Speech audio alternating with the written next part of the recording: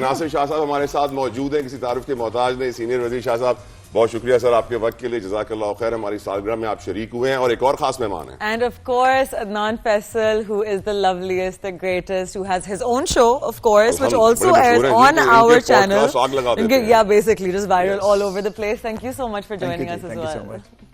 शाह साहब, 365 का एक साल मुकम्मल हुआ। यकीनन आप भी इस जर्नी में हमारे साथ हमेशा रहे हैं। We are grateful for your time and your precious support. आपकी नज़र में ये सफ़र कैसा रहा? बिस्मिल्लाहिर्रहमानिर्रहीम, अल्लाहुम्मा सल्ली अला मोहम्मद व आले मोहम्मद। 365 को 365 दिन कामयाबी से मुकम्मल करने पर मुबारकबाद, और आपकी इंटायर टीम को जो बड़ी आप सब ने मेहनत की और जिसकी वजह से इस वक्त इस तरह से जगह बनाना बड़ा मुश्किल है। यहाँ जब बहुत स्टार्ट था तो जो भी नया कोई भी चैनल आया तो उसको एक स्पेस मिल गया और वो हाईलाइट हो गया। लेकिन जब बहुत ज़्यादा कंपटीशन हो और उसमें आकर 365 ने अपना एक स्पेस बनाया है, और इसलिए आप सबको बहुत मुबारक। Thank you sir. Happy birthday. Thank you sir. Team cake हम अभी काटेंगे थोड़ी देर में। व्यूअर्स, आप भी हमारे उस केक कटिंग का हिस्सा बनेंगे। लेकिन अदनान ने भी बड़ा किरदार अदा किया हमारे इस एक साल में। मशूल। Yeah, of course. He's been kind enough to allow 365 to air the podcast, which I have been on as well. You know, one thing that's really special, I think, about Adnan as a host is कि इनका एक तरीका होता है, you know, कि he makes it so easy for you to open up. कि when I went on the podcast, I kept reminding him, Adnan, don't do that with me.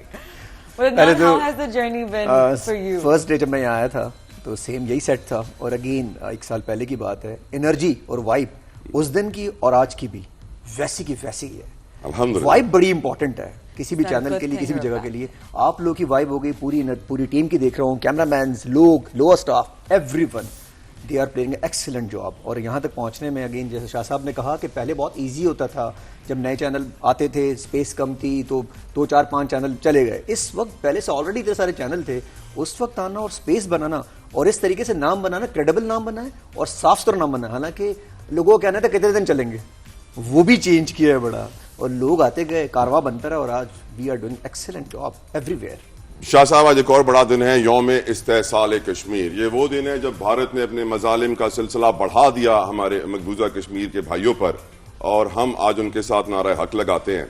मैं चाहूंगा कि भारतीय मजालिम के ऊपर आप थोड़े से अपने कमेंट्स दें, कश्मीर के लिए कुछ अपनी आवाज़ उठाएं। सर देखिए, आज यौम इस्तेसाल पूरे मुल्क में कश्मीरियों के साथ यकजहती के लिए मनाया जा रहा है। मैं भी अभी एक रैली से ही आया हूँ, जो मज़ार कायद पे अभी इख्तिताम हुआ उसका। 5 अगस्त 2019 में वैसे ही बहुत मजालिम ढाए जा रहे थे कश्मीर भाई बहनों पर। बड़ी लंबी तवील दास्तान है उनकी जदोजहद की, लेकिन उस वक्त तो जो एक इंटरनेशनल कवानीन है, बैन अल-अक़वामी तौर पर जो भी सिलसिले थे, उन सब की धज्जियाँ उड़ा दी गई, और ये कवानीन वहाँ पे, और वो बड़ा तारीख़ का स्याह दिन था। और उसके बाद आपने देखा कि लाखों की तादाद में उन्होंने अपनी फ़ौज वहाँ पे मुकर्रर की, और फिर वहाँ का पूरा सेटअप चेंज करने की कोशिश की। स्पेशल स्टेटस था वो वापस ले लिया। वो स्पेशल स्टेटस वापस लिया, और वहाँ पे फिर वो कोशिश की गई कि वहाँ की वो जो नंबरिंग है, जो पॉपुलेशन है, उसको अफेक्ट करने के लिए और उसको कम दिखाने के लिए बहुत सारी चीज़ें वहाँ पे की गई, और उसके साथ साथ बड़े मजालिम ढाए गए। आज भी कश्मीरी भाई बहन हमारे बड़ी तादाद में शहीद कर दिए जाते हैं, कैद हैं, बहुत उन पर मुख्तलिफ मजालिम हैं, और इस वक्त दुनिया की सबसे बड़ी जेल जो है वो कश्मीर बना हुआ है। पूरा का पूरा कश्मीर एक जेल है। करेक्ट। और अल्लाह करेगा कि अब, क्योंकि ये जो अभी हालिया, पहले तो ये इंडियंस जो थे वो उस कश्मीर की बात ही नहीं करते थे ना, बोले इसमें किसी को इंटरनेशनली कोई इंटरफेयर करने की ज़रूरत नहीं है। लेकिन ये जो अभी जंग हुई, जो मार्का हक और बुनियानी मरसूख जो हमारा एक बड़ा रहा, और जिसमें पूरी कौम और हमारी पाक फौज को अल्लाह की मेहरबानी से फतह मिली, तो उसके बाद जो बात हुई है, तो उसमें अब ये बात वो बैन अल-अक़वामी जो फोर्सेस हैं जो पहले थोड़ा सा कतराती थी, अब वो इस बात पे आई हैं और उन्होंने कहा है कि ये कश्मीर ही इशू है और इसको हल होना चाहिए। शाह साहब, फील्ड मार्शल साहब की कामयाब डिप्लोमेसी की वजह से, डोनाल्ड ट्रंप से ताल्लुकात बेहतर होने की वजह से, इंडिया पे इजाफी टैरिफ लगने की वजह से इट्स क्वाइट ऑब्वियस कि अब हम इस पोजीशन में आ गए हैं कि हम कश्मीर के लिए बेहतर तरीके से अपना केस लड़ सके।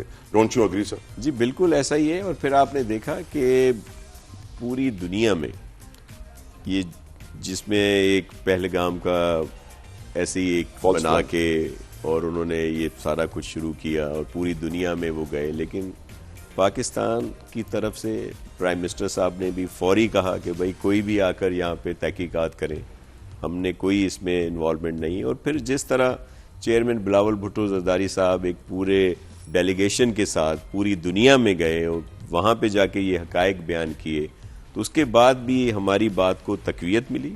और इंडिया जो पहले बहुत इतराता फिरता था और पूरी दुनिया में उसके बहुत सारे सपोर्टर थे, इस मामले में वो तन्हा रह गया। और इस वक्त पूरी दुनिया जो है वो ये समझती है कि पाकिस्तान के साथ ये बिल्कुल एक गलत उन्होंने इल्ज़ाम लगाकर और हमला किया, लेकिन अल्हम्दुलिल्लाह अल्लाह की मेहरबानी और हमें वहाँ फतह हासिल हुई और कश्मीर का भी इशू हाईलाइट हुआ और जिसको उन्होंने माना कि हाँ बिल्कुल ये इशू है, अभी हल हो। तो मुझे तो बड़ी उम्मीद है कि इतने सालों से जो जदोजहद थी, अब वो उसको टाइम हुआ है कि वो उस पर कोई सामने आए, उसका रिजल्ट जो है। वैसे मशल एक चीज मैं ऐड करना चाहूंगी कि अब सीरियस बात भी हो गई और हमारी सेलिब्रेशंस भी हैं पूरे साल मुकम्मल होने की, हैप्पी बर्थडे की, तो कुछ लाइटर साइड पे भी गुफ्तगू होनी चाहिए। और मेरा एक प्रॉब्लम है, मैं जो हूं ना इस वक्त इस ट्रांसमिशन के प्रोड्यूसर से बहुत नाराज हूं, क्योंकि मैंने अपने प्रोड्यूसर को सख्ती से हिदायत दी हुई है कि आप जो भी गेस्ट बुलाएं उसके बाल ज्यादा बड़े नहीं होने चाहिए। लेकिन आज मेरे दोनों मेहमानों के बाल ऐसे हैं कि जिनको देखकर सुबह सुबह मैं सोच रहा हूं कि ट्रांसप्लांट करवाऊं, क्या करूं। स्पेशली शाह साहब के तो बाल क्या बात है। tell you what, कोई सीक्रेट लेना चाहिए। I'll tell you what, it's very rare कि किसी की इतनी perfectly round सर हो। नहीं, पीछे से बहुत सारे हैं bumps वैसे। You know, so you good। लेकिन शाह साहब से सीक्रेट तो पूछने दें मुझे, सीक्रेट तो पूछने दें। शाह साहब कुछ राज बताएं मुझे, कौन सा तेल लगाना I think it's चाहिए। genetics। वो आपको बाद में बताते हैं और बिल्कुल आपको बताएंगे, अगर आप चाहेंगे तो आपके बाल भी आ जाएंगे। और मेरी बड़ी ख्वाहिश थी कि सर अदनान की तरह मेरे बाल भी यूं ऊपर जा रहे हों, लेकिन वो बलोच बाल थे ना, वो थोड़ा सीधी की तरह थे, तो जब गिरे तो मैंने अल्लाह का शुक्र भी अदा किया। जिस तरह मशल ने कहा आपको सूट करती है। Yeah, Vin Diesel style, you know। लेकिन सर इसको क्या कहा जाए, थोड़ा सा मस्ती करने दे रहे सर, अदनान साहब के बाल भी बहुत खूबसूरत सीधा ऊपर जाते हैं सर। इसको क्या कहा जाए, टिंट कहा जाए या क्या नहीं कहा सर, जाए? इसको कहा जाए फुल मून। फुल मून एक होता है हाफ मून, एक होता है फुल मून। फुल मून की रोशनी ज्यादा होती है, चिराग ज्यादा होता है, तो अल्हम्दुलिल्लाह। अदनान आपके बालों का राज?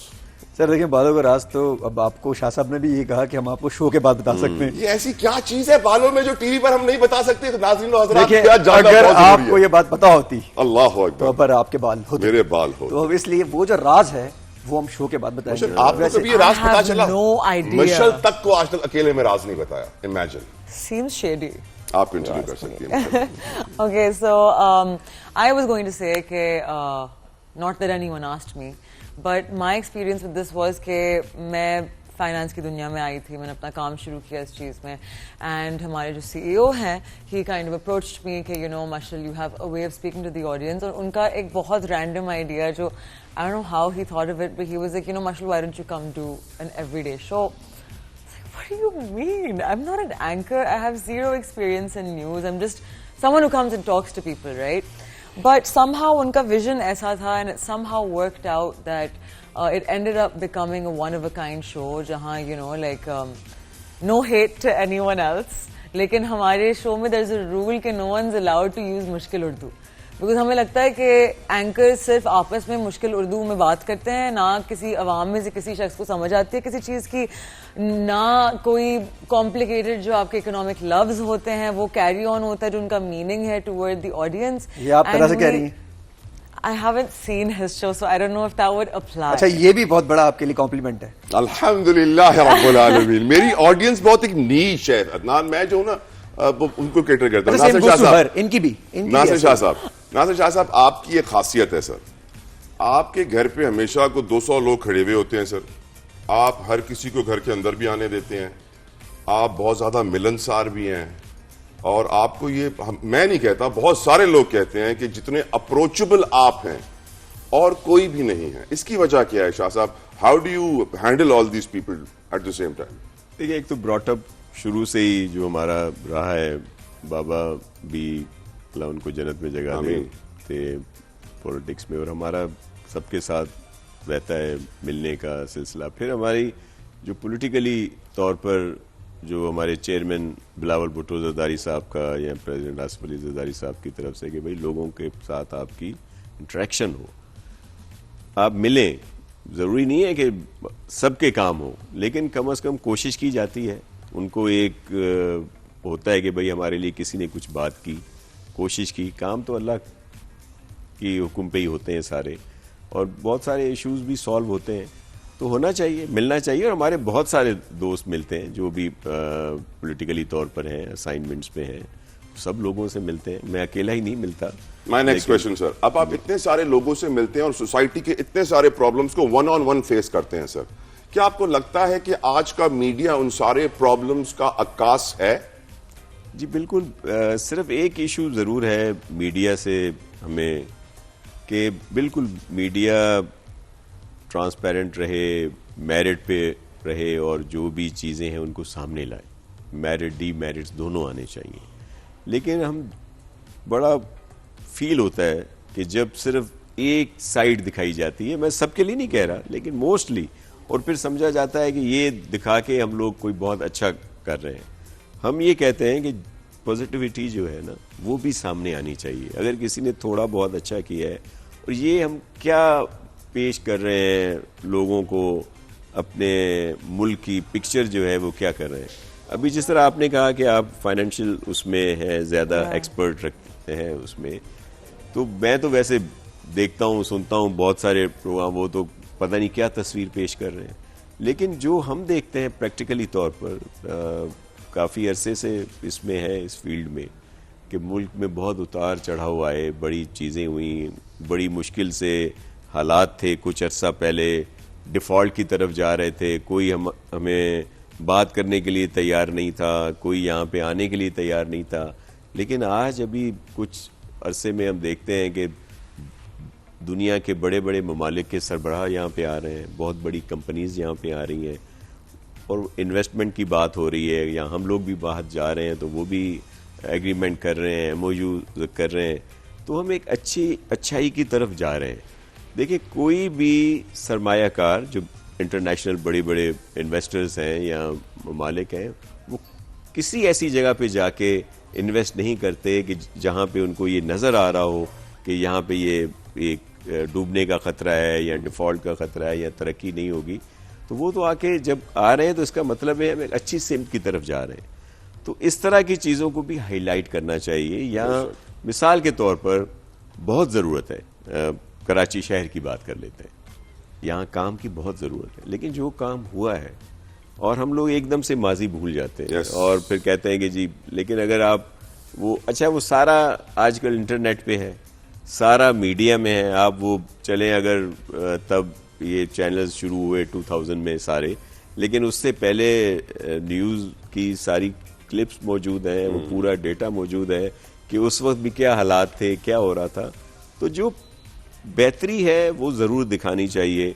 अब जैसे कहा जाता है जी, कराची जो है वो रहने के बदतरीन शहर दुनिया का, बदतरीन शहर। इसकी तो मैं गवाऊं कि मेरे काम से घर के देखिए, रास्ते में बात कंप्लीट होने दे, ब्रेक भी आ रही है सर, कंप्लीट करें सर, जल्दी कंप्लीट करें। आते हैं। मैं एक अर्ज कर दूं, और कराची ही वो शहर है जहां पे लोग सिर्फ घूमने नहीं आते, बसने आते हैं, बेशक, डेली की बुनियाद पे। बेशक। और फिर ये इश्यूज आते हैं, कच्ची आबादियां बढ़ती हैं और मसाइल आते हैं। लेकिन जो जो चीज़ें इंफ्रास्ट्रक्चर को बेहतर किया जा रहा है, अब आप जिस तरह कह रही हैं, आप जा रही हैं जहाँ से, ये जब ओवरहेड ब्रिज नहीं था, काश आप उस वक्त यहाँ आती तो आपको अंदाजा होता। नहीं, I would rather not compare to bad times. I don't know. I just think that it's आपको इसलिए बता रहा हूँ, मैं इसलिए बता रहा हूँ कि अगर आप ये जब हमने नहीं बनाया था ओवरहेड ब्रिज, अगर उस वक्त आप यहाँ पे आती तो फिर आज आप शुक्राने के नफल भी अदा कर रही हैं। सर मैं 3 साल आया था सर, मेरा कॉलेज था